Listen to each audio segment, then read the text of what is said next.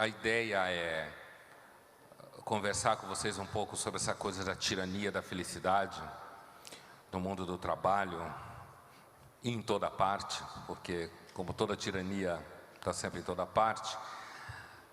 Só que eu tenho inclusive um amigo que usa uma expressão para essa coisa de tirania da felicidade, que ele chama de a Gestapo da felicidade.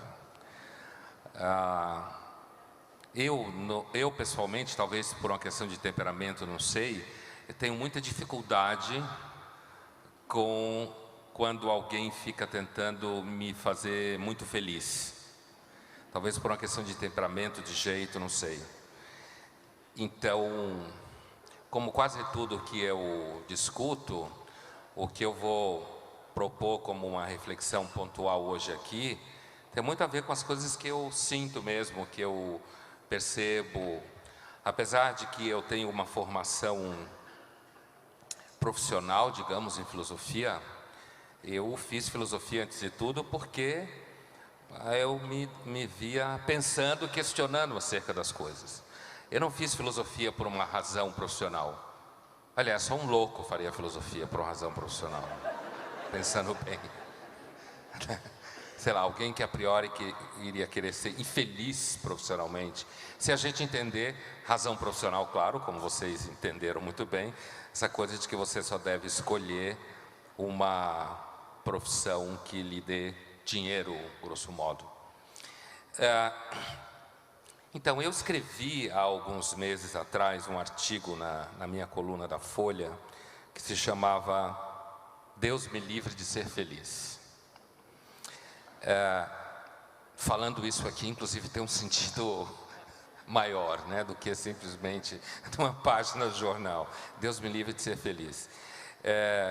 E esse artigo ele foi fruto de uma conversa lá na FAAP com alguns amigos, onde a coisa girava ao redor dessa tentativa de transformar o mundo num grande treinamento de motivação para todo mundo ser feliz. Que eu acho isso muito cansativo. A ideia, eu costumo dizer que existem coisas mais importantes do que ser feliz. Não no sentido que eu sou contra ser feliz, isso é uma bobagem. Só uma pessoa doida, esquisita, seria contra ser feliz. O que eu me refiro, o que eu vou me referir hoje aqui com vocês, é uma certa aposta, né? Eu vou falar um pouco de um processo histórico rapidinho, né? E depois eu vou falar de uma, também histórico, mas não levando em conta a história, como que a gente pode entender o problema da felicidade na filosofia, de uma forma direta e objetiva, né? E esse primeiro momento, eu vou falar de uma coisa que é, grosso modo, a partir do Renascimento, e estou vendo uma aluna minha ali da FAAP que vai lembrar disso, de repente ela fez até prova oral desse assunto, a Meire, que está sentada ali, né? Então, assim, a partir do Renascimento, a gente, quando acompanha na história da filosofia, surge você sabe, o Renascimento é um momento onde a cultura europeia ela está num processo de uma derrocada, o início da derrocada daquele projeto medieval e antigo da construção de uma Europa cristã, né? O cristianismo, ele já começou, desde o começo foi assim, mas ele já começou a se dividir. Você já tem uma presença da filosofia, principalmente do Aristóteles, muito importante, já razoavelmente instalada, ou seja, uma certa concorrência com a visão de mundo, grosso modo, judaico-cristã, fincada na noção, por exemplo, de pecado e na noção de que o homem sem Deus não é nada. Falado rapidamente assim. Essa mentalidade, ela gerou até hoje gera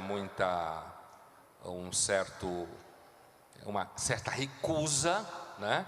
No sentido de que essa ideia da tradição judaico-cristã de que o homem sem a relação com Deus, ele não é nada, fica parecendo uma coisa como se fosse contra a nossa autoestima. Eu, pessoalmente, acho que, já quando aparece a discussão da autoestima, eu já acho ela engraçada, porque se você pensar na condição humana enquanto tal, o ser humano não pode ter autoestima mesmo. É por isso que, mesmo que você faça treinamentos de 3, 4 dias de workshop de autoestima, quando você volta para o trabalho ou para a faculdade, rapidinho alguém detona a sua autoestima. O seu curso de 3 dias, seu workshop, ele dança. Por quê? Porque você nunca é tão amado quanto queria, você é mais gordo ou mais magro do que queria, você tem menos amigo ou mais amigo do que queria, porque se você tiver muito amigo também pode ser problema. Você nunca realiza no dia a dia exatamente o que você queria, ou se você realiza, na realidade é uma espécie de milagre, e poucas pessoas conseguem fazer isso. Então, assim, é difícil ter autoestima quando o ser humano é mortal, finito, adoece, perde quem ama, não sabe direito das coisas. Então, tanto no nível mais filosófico quanto mais concreto, a experiência da autoestima é uma experiência, me parece, difícil mesmo.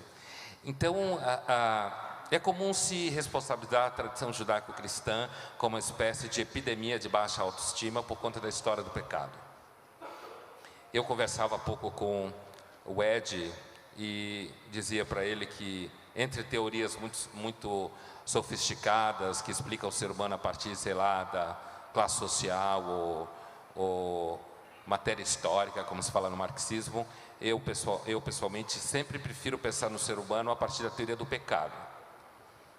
Eu acho ela mais empiricamente sustentada e ela funciona no sentido de previsão. Eu quero dizer assim, diante de um problema, aposte na possibilidade de inveja, eu acho que você tem uma enorme chance de acertar numa dada situação que vai acontecer em seguida. Nesse sentido eu falo a teoria do pecado. Mas no Renascimento, quando você começa a aparecer na filosofia uma ideia que a gente chama de conceito de perfectibilidade, né? Esse conceito de perfectibilidade tem lá um monte de nomes de filósofos que a gente pode citar, assim, se você estiver sendo preparado para uma prova, certo? Então, assim, o conceito de perfectibilidade, ele pressupõe basicamente o seguinte, que o ser humano tem tudo a seu dispor, dentro da sua natureza, para ser autônomo, feliz e progredir infinitamente, sem a necessidade de nenhuma ingerência externa. No caso, a discussão era com a noção de graça, né? Muito cara a tradição reformada. É o cristianismo como um todo e a tradição reformada especificamente. Então, assim, e aí, nesse embate, eu estou falando lá século XV, final do XV, começo do XVI, essa discussão toma corpo, e quando você olha do ponto de vista do que a gente vive hoje, século XXI, ela é base, digamos assim, do polo alegre da modernização. Eu costumo dizer que a modernidade é esquizofrênica, ela é bipolar, mais especificamente. Ela tem um lado que é o seu lado maníaco, que é quando ela acredita em si mesma, confia nas suas ferramentas, acredita nessa coisa de agregar valor a si mesmo, a partir de algum tipo de treinamento. E ela tem um lado dela sombrio, que filosoficamente o nome técnico, o lado sombrio da modernidade é romantismo, né? É a depressão, é a dúvida consigo mesmo, é achar que destruiu tudo, que arrebentou com os vínculos entre as pessoas, que deixou o ser humano sozinho, construindo um futuro monstruoso. Na literatura, a primeira entrada que você pode ter com essa ideia, por exemplo, de um modo que aparentemente é pura literatura, mas não é um livro como o da Mary Shelley, Frankenstein. Quer dizer, a Mary Shelley é uma romântica típica. A criatura do livro é o futuro que ela teme, né? Que o mundo da ciência e da grana, como se fala, da organização burguesa da sociedade iria produzir.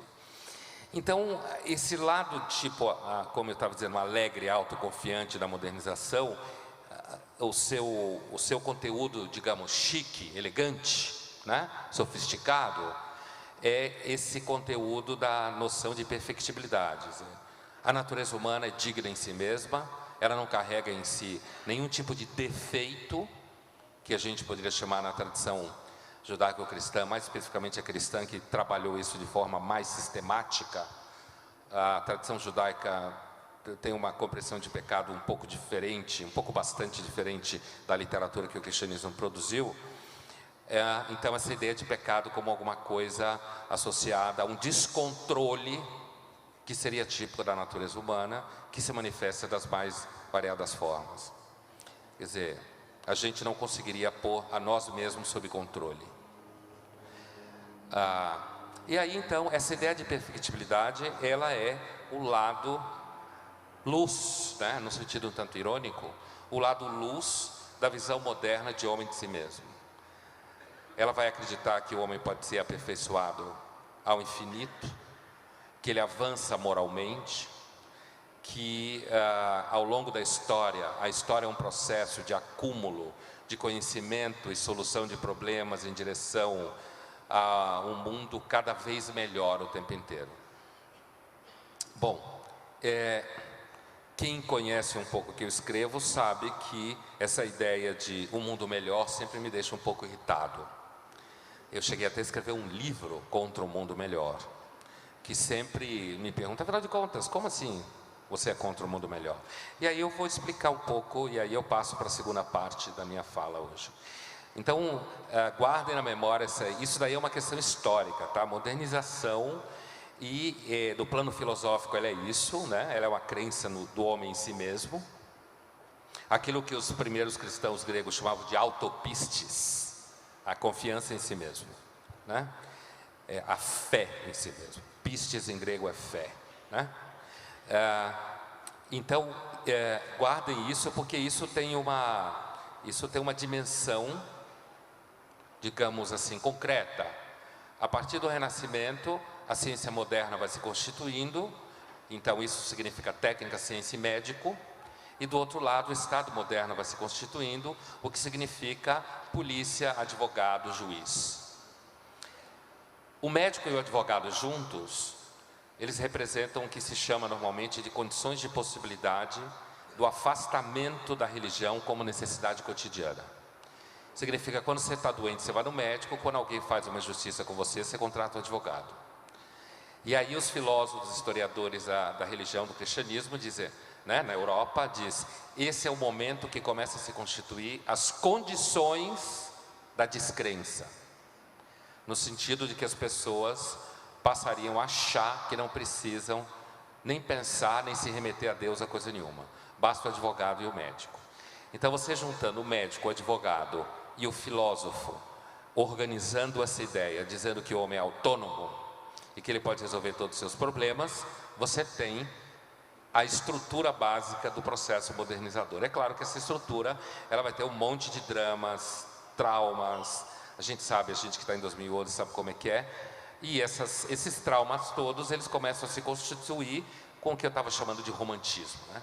Toda vez que o ser humano se pergunta, será que vale a pena ser tão racional, tão instrumental, tão organizado? Será que não tem uma dimensão de sombra em mim? Bom, aí, depois eu falei para vocês que eu ia falar de um modo um pouco mais objetivo, por que que a tirania da felicidade erra, pelo menos do ponto de vista de uma filosofia assim, o modo como ela lida com a felicidade. Não adianta você treinar para ser feliz, assim, que nem, sei lá, um funcionário do McDonald's que é obrigado a amar tudo.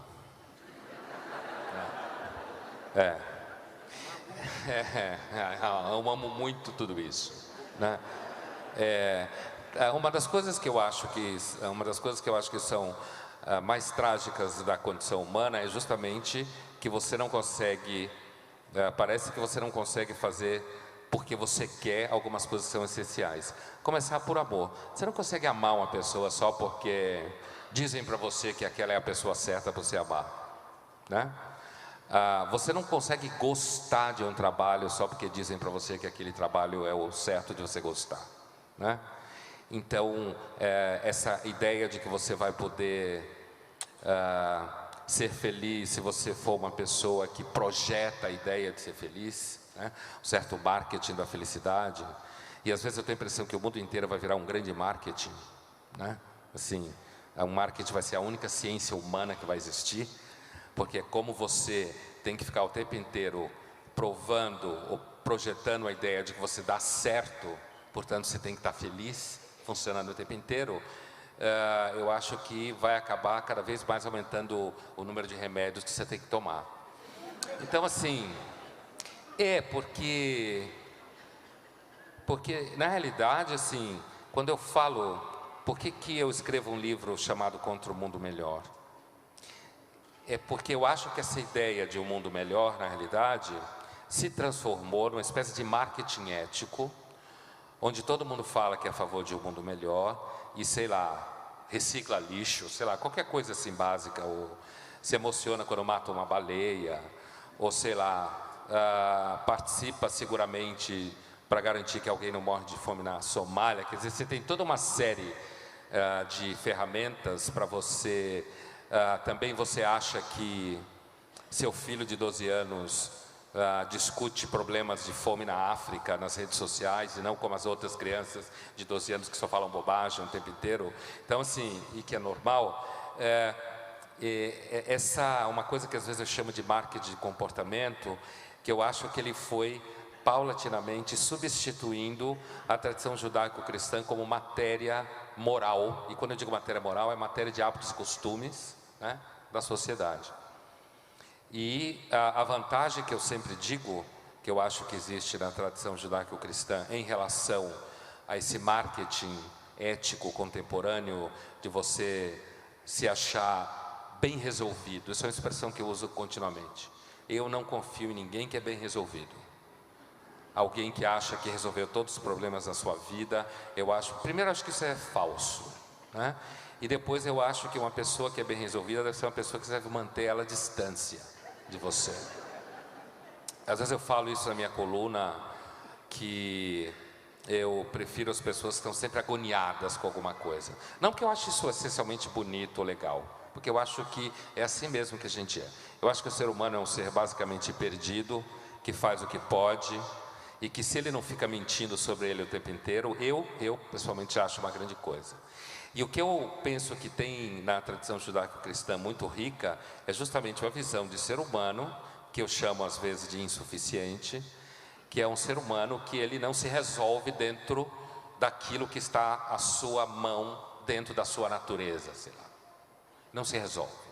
Ele está sempre aos pedaços, ele não sabe direito o que fazer com ele mesmo, ele se perde dentro dele mesmo, e por isso que eu às vezes me torno assim um inimigo filosófico, assim um crítico duro de uma visão de mundo, ou de uma sociedade ou de uma cultura que pensa o ser humano como um ser assim grandioso, autossuficiente, capaz. E aí, quando você se debruça sobre a história da filosofia em relação à felicidade, você vai ver basicamente o seguinte: existem 4 grandes chaves para discutir a felicidade na história da filosofia. E eu acrescentaria uma 5ª, né? Uma primeira é pensar a felicidade ao redor do tema do prazer.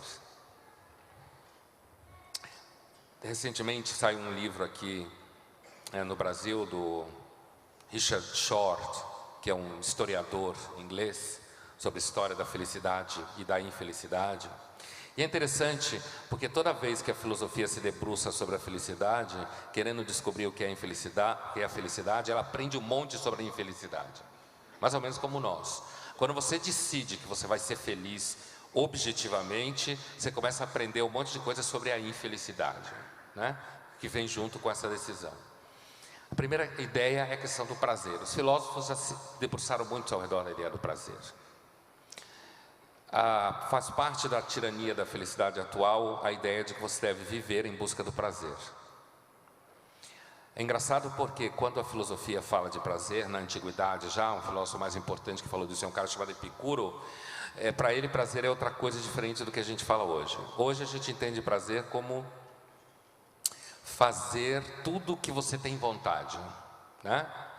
Então, a ideia é você comprar tudo que quer, sei lá, alguma coisa assim. Transar com todo mundo que quer, comer tudo que quer.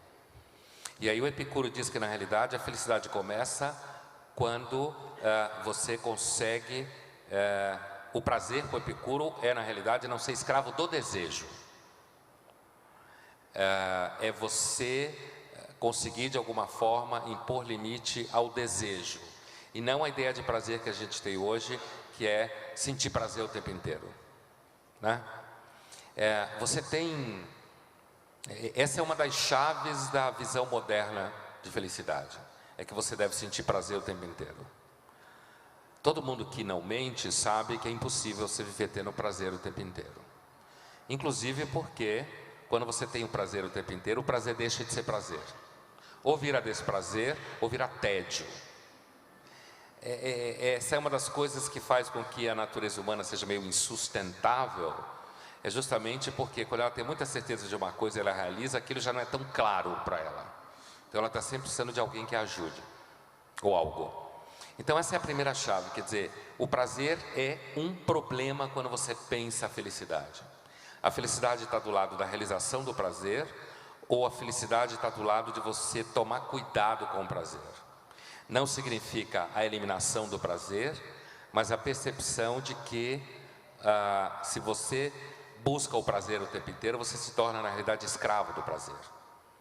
Outra chave é a ideia de desejo, né? A ideia de desejo é também muito típico da nossa sociedade contemporânea, de que felicidade é você realizar o desejo.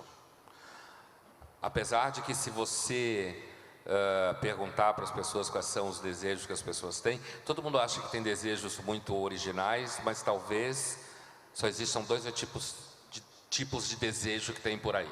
Sei lá, comprar coisa e arrumar alguém com quem você seja feliz, sempre que te entenda, que esteja sempre do seu lado, alguma coisa assim. Mas aí a filosofia ela vai problematizar o desejo dizendo de novo, e aí são muitos os filósofos e os caras que pensam nisso, dizendo assim, olha, por exemplo, Schopenhauer, que é um filósofo muito importante do século XIX, que é um cara conhecido por ser muito pessimista, né? Ele dizia que o desejo ele tem duas formas de te humilhar. Uma é não deixando que você realize ele nunca. A outra é deixando que você realize.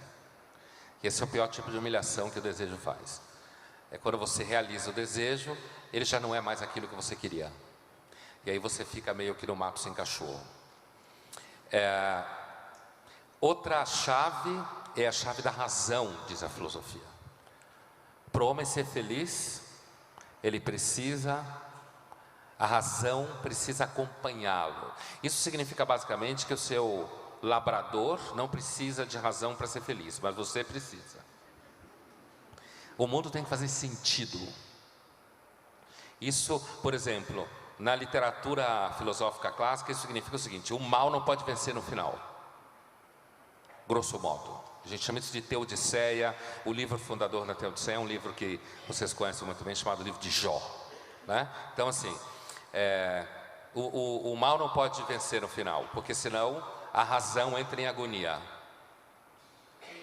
E é muito fácil quando você pensa, por exemplo, no começo do cristianismo existiam uns cristãos assim meio estranhos, chamados, que a tradição acaba chamando eles de gnósticos, né? Que diziam que quem criou o mundo foi um Deus mau, né? E portanto o mundo é um cárcere, uma máquina de tortura. Às vezes a gente, nos nossos piores dias, a gente tem a impressão que eles podem estar certos. Na realidade, é engraçado porque esses caras eram poucos, fizeram muito barulho, até hoje eles são importantes na história do cristianismo, como história do cristianismo, né? E assim, responsável por uma vertente pessimista, dura do cristianismo, que vai se alocar dentro do cristianismo oficial de outra forma. Mas assim, muitos filósofos importantes foram movidos para tentar provar que esses caras não tinham razão. Quer dizer, o mundo... um deles muito famoso é um cara chamado Descartes, o cara que falou penso logo existo. Outro é um cara chamado Kant também, gente, primeiro time assim. Então assim, Leibniz também é um cara, porque assim, se por exemplo o mundo foi criado por um Deus mau, a gente está perdido. Ou se o mundo não tem Deus nenhum, é indiferente, sua razão também ela pode entrar numa agonia no sentido de dizer, então eu sou fruto do acaso? O acaso tem uma série de problemas. Veja, nada disso significa que isso não pode ser verdade, tá? Eu estou me movimentando aqui no âmbito da filosofia. Eu sei que quando eu falo essas coisas, tem muita gente que entende que quando eu falo isso é porque eu sou ateu. É muito engraçado isso. Pondé é ateu, né? Assim. Então, assim, mas então esses caras que afirmavam que o mundo foi criado por um Deus mau e Jesus foi mandado por um Deus que não tem nada a ver com isso aqui, para salvar alguns caras que têm a ver com ele, é uma longa história. Então, assim, tem vários textos em português sobre evangelhos gnósticos, traduzidos, inclusive. Essa questão é uma questão que você pode não ter conhecimento da história do cristianismo, não saber que isso foi uma heresia na fundação do cristianismo muito importante, e, no entanto, entender claramente o que eu estou dizendo. Quer dizer, se isso aqui foi feito por um Deus mau, ou se isso aqui está simplesmente condenado a se arrebentar, a razão, ela pode entrar em agonia no sentido de dizer, bom, então, não vale a pena você trabalhar, se esforçar, respeitar os outros, tentar se controlar um pouco. Não vale a pena, porque se no final das contas o mal pode vencer. Sabe aquela agonia que a gente tem às vezes de pensar, não, quer dizer que no final das contas, pode ser que uma pessoa que não vale nada se dê bem e uma pessoa que é boa se dê mal? Então, assim, a razão, ela entra em agonia, uma coisa que a gente chama de razão, a necessidade que a razão tem que olhar para o mundo e achar que o mundo é suficiente, ele faz sentido. Ao mesmo tempo, eu acho que, pessoalmente, uma das marcas de alguém que quer enfrentar o mundo é saber lidar com a possibilidade que ele não faça sentido também. Outra coisa que a razão é importante para a questão da felicidade é a ideia de que, ao mesmo tempo que ela é importante, ela não é suficiente. Então, talvez existam coisas que a razão desconhece e que ela não compreende, mas que são elementos essenciais para felicidade. Então aqui entra, por exemplo, a ideia de uma pessoa que é racional o tempo inteiro, ela pode ficar meio obsessiva, infeliz. Sabe, uma pessoa que toma 5 banhos por dia, sei lá, tranca a porta 4 vezes, ou nunca consegue beijar a outra porque tem medo de vírus, sabe essa coisa? Então fica andando de máscara o tempo inteiro por aí, sei lá. E a quarta coisa, então, é a ideia do sofrimento. Não há felicidade, não há possibilidade de felicidade se você não pensar no sofrimento. E a ideia do sofrimento parece zerar qualquer possibilidade de felicidade. A própria ideia de um ser humano feliz seria um contrassenso. Um labrador não, mas o ser humano sim. Porque o ser humano é aquele único ser que sabe que a vida, pelo menos no limite do que a gente conhece materialmente, fisicamente, ela é em si inviável. Uma hora ela acaba. E vai acabando aos poucos, ou às vezes de repente. Então a experiência da consciência da finitude do ser humano, pensando assim no sentido um pouco darwiniano, deve ter imposto uma pressão psicológica de uma monta monstruosa, né? Nossos ancestrais os primeiros que tiveram consciência disso, olhando o mundo no olhar darwiniano, os primeiros ancestrais que tiveram consciência disso, muitos devem ter parado em pânico, morrido e foram comidos, né? Outros que sobreviveram a isso, sobreviveram porque de alguma forma conseguiram, mesmo sabendo que de certa forma, aparentemente, a vida pode ser uma batalha perdida nesse sentido da vida puramente biológica, eles conseguiram tocar as coisas para frente. E a gente descende, pelo menos grande parte de nós desses, e tem alguns momentos onde tudo parece que não funciona direito, mas alguma coisa empurra você para frente de algum modo. Então o sofrimento é uma outra chave para você pensar a felicidade, quer dizer, e aí a tirania da felicidade deixa você bobo, né? Sabe essas pessoas que estão sempre felizes e rindo o tempo inteiro, tem cara de boba. E aí a própria moda ajuda a entender um pouco isso, né? A publicidade também. No sentido de que uma pessoa que ri o tempo inteiro, que está sempre feliz, você sempre vê ela como uma pessoa superficial e boba. Porque se ela fosse inteligente, ela era um pouco infeliz. Porque só uma pessoa que é totalmente assim, ela consegue ficar feliz o tempo inteiro. Algum tipo de dano muito radical, assim. Mas é assim. Então, assim, eu acrescentaria uma quinta chave, que é o problema da angústia. E o problema da angústia é um problema tipicamente contemporâneo, né? E eu acho que é um dos objetos em que a tirania da felicidade mais quer moldar, porque ela quer te dar como que tapas ou passos para você não sentir angústia. E angústia é uma experiência de insegurança, né? E aí eu começo a amarrar a minha fala, vou fazer referência a um filósofo que me é muito caro, chamado Kierkegaard, e que é um filósofo, talvez um dos mais importantes da tradição reformada, né? Um luterano dinamarquês do século XIX, criador de uma escola filosófica que ficou conhecida como existencialismo, ou filosofia da existência, que é uma das correntes filosóficas modernas mais importantes que tem, contemporâneas. Ele escreveu um livro chamado Conceito de Angústia, né? E esse livro, Conceito de Angústia, é um livro difícil para burro. Se alguém sair daqui com a ideia, vou ler Kierkegaard, antes de ler Conceito de Angústia, leia um outro chamado Temor e Tremor. Referência a Abraão, temor e tremor. É muito mais bonito, mais fácil de você entender o que ele está discutindo. O Conceito de Angústia é um livro duro, assim, como a própria angústia. E aí, assim, o Kierkegaard diz que o centro da personalidade humana, da alma humana, é a angústia. Antes dele, o Pascal, no século XVII, já tinha apontado nessa direção, que é um católico jansenista, quase calvinista. O centro da personalidade é a angústia. E por isso toda tentativa de você tiranizar o ser humano para ser feliz, a angústia vai dinamitar essa tentativa. Primeiro porque assim, se você acredita em Deus, você vem de um Deus, é criado por um Deus que a rigor não precisa de você. É o cara do Velho Testamento, que os cristãos entendem que é Jesus, é a mesma personalidade, certo? O mesmo sujeito, e quem conhece o texto bíblico sabe que Deus é aquele que é. Ele é, criatura não é, logo tudo depende de Deus. Tudo depende da vontade de Deus. Então, Kierkegaard diz, bom, eu tenho fé num Deus, mas na realidade esse Deus não precisa de mim.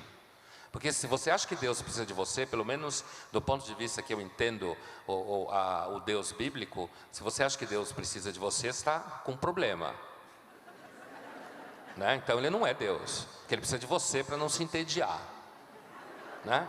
Então assim, e eu tenho um grande apreço por essa figura do Deus bíblico. Então assim, e do outro lado, se Deus não existe, então você é um fruto do nada. Portanto, na realidade, você é meio livre, porque a rigor não tem significado nenhum. Deus não depende de você, é você que depende dele, ele não precisa de você. E do outro lado, você seria filho do nada, logo tanto faz. Nada tem sentido. Quando isso você começa a olhar para isso, você sente um abismo diante de você, isso é angústia. Aí o Kierkegaard vai dizer que tem 3 formas de você enfrentar a angústia. Ou seja, para ser feliz, para sobreviver a ela. É o que ele chama de estágio estético. É você achar que você vai escapar da angústia sendo feliz, sentindo coisas, transando, comendo, bebendo, diria hoje comprando. O consumismo é o estágio estético. Ele vai dizer, não funciona. Chega uma hora você desespera. Chega uma hora que não faz mais efeito a máquina, né? Você vai cair na angústia. Segundo é você achando que você é bom. Esse então é o estágio ético. Eu sou uma pessoa ética. Né? Então, é você achando que você sendo um cara legal, fazendo tudo que falam para você que tem que ser, acreditando que você é um cara legal, você vai fugir da angústia. Não funciona. O terceiro é o religioso que ele fala, e ele divide em 2. O primeiro é você achar que você vai conseguir fugir da angústia seguindo a doutrina religiosa pura e simples. E é porque ele brigava com a igreja luterana da Dinamarca da época. Ele diz, não funciona. Você vai virar aquilo que na tradição do início do cristianismo, aquela briga que Jesus Cristo tem com a tradição farisaica, certo? Ou que se chama em teologia contemporânea, no debate do judaísmo, o judaísmo behaviorista, que é você realizar tudo simplesmente porque a lei manda, sem envolver o coração no processo, né? Debate clássico com a tradição paulina. Então, assim, ele vai dizer, o estágio 1 religioso não funciona. Você vai ver de acordo com a doutrina, mas a angústia vai te comer por dentro. E existe o religioso 2, que ele fala, que é o seguinte: você desiste de toda tentativa de ser feliz, tendo sensações, de ser feliz se achando legal, e de ser feliz imitando o que alguém deveria fazer para ser um bom cristão, no caso reformado como ele. Você desiste e aposta em Deus, pula, como ele chama, salto. Ou seja, você não vai encontrar nenhuma forma de vencer esse profundo sentimento de tristeza, de vazio, que o ser humano tem quando olha para si mesmo, que o ancestral do Kierkegaard chamava de ennui, angústia, tédio. E eu diria o seguinte,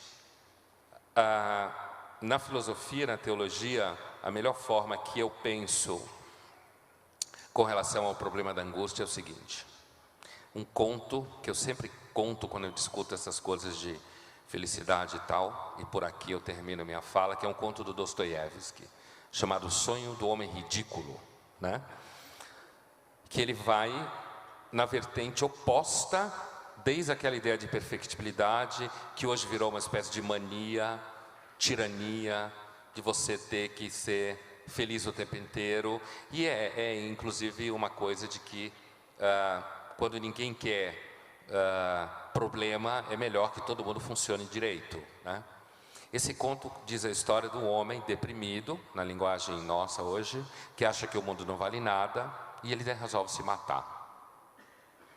Porque o mundo é uma porcaria, então ele resolve se matar. Ele está esperando um dia especial, uma noite especial, para ele se matar. Então um dia ele vê uma estrela bonita no céu, ele resolve se matar.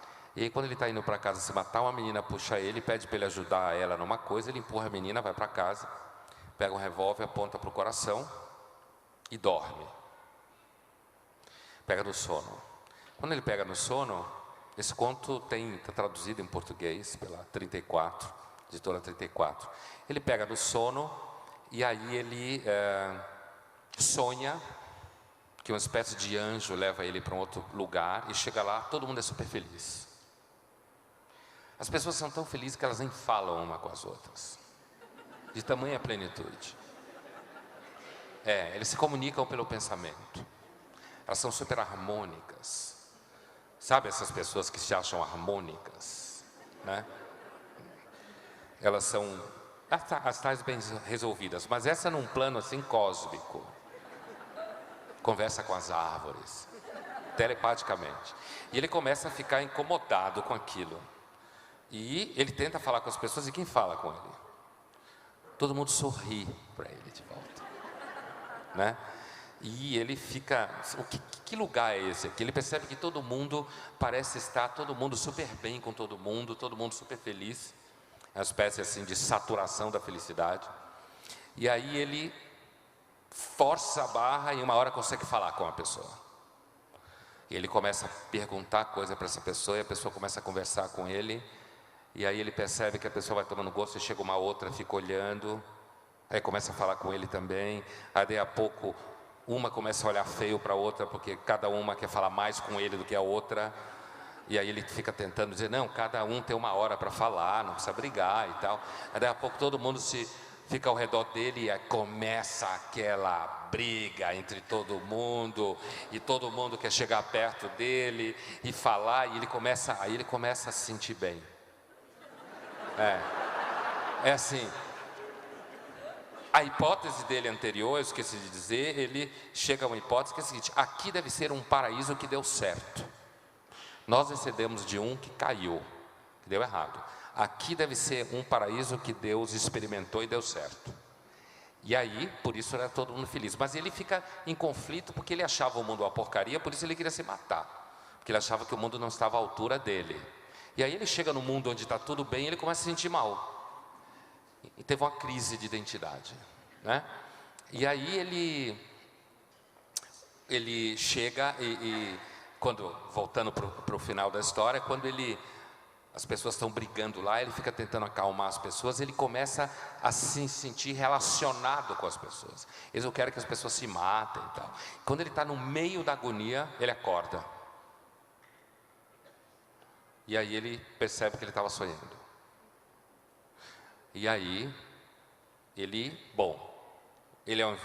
desiste de se matar e resolve procurar a menina lá, que ele tinha empurrado.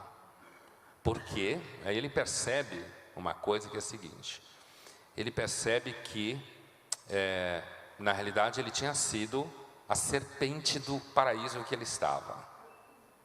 Primeiro que ele não se sentia bem, não tinha se sentido bem no lugar onde todo mundo parecia feliz, portanto não era o elemento dele, como se fala por aí. E depois ele percebeu que ele, na realidade, que tinha posto abaixo aquele lugar que ele estava. Uma das minhas críticas mais duras, falando na linguagem que eu dizia para vocês, o estágio ético do Kierkegaard, essa ideia de você se achar bom, porque me parece que essa ideia, ela inviabiliza qualquer noção do que a gente pode entender como felicidade, que é vontade de se envolver com a vida, vontade de se trabalhar, vontade de fazer as coisas. Isso aqui às vezes as pessoas chamam de energia, né? Tesão, sei lá.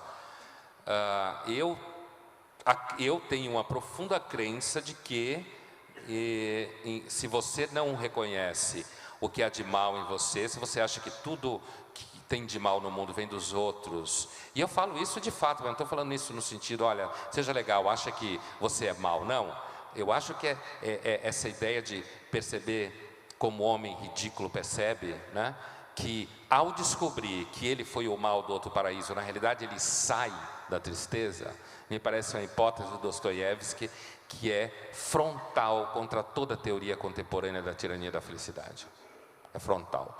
A hipótese da tirania é: se você for certinho, seus filhos certinhos, tudo estiver no lugar, se você for bonzinho, se você reconhecer que você não participa do vetor das desgraças do mundo, então você vai ser feliz. A minha hipótese, apesar de ser uma hipótese estranha, é contrária. Se você perceber o quão desorganizado ou de alguma forma perdido ou insuficiente, como eu falo muito nos meus textos, é daí que você pode contemplar alguma forma mínima de felicidade. E o homem do subsolo, ou o homem ridículo na literatura do Dostoiévski, fala exatamente disso. Quer dizer, é na hora que ele percebe que ele destruiu aquele mundo, é que na realidade ele deixou de querer se matar. Ou seja, é na hora que ele aceitou que algo nele não funcionava, algo nele era tudo aquilo que ele não queria saber que existia, é aí que ele conseguiu sair e enfrentar. É o contrário da ideia de você ficar treinando que você é feliz o tempo inteiro. E eu sempre acho que a melhor coisa para você fazer um teste como esse é o que está na literatura bíblica do Velho Testamento. É quando você topa com Abel na vida. Uma pessoa feliz, quando você convive com uma pessoa feliz, é de fato insuportável. Você tem vontade de matar ela. Obrigado. Obrigado.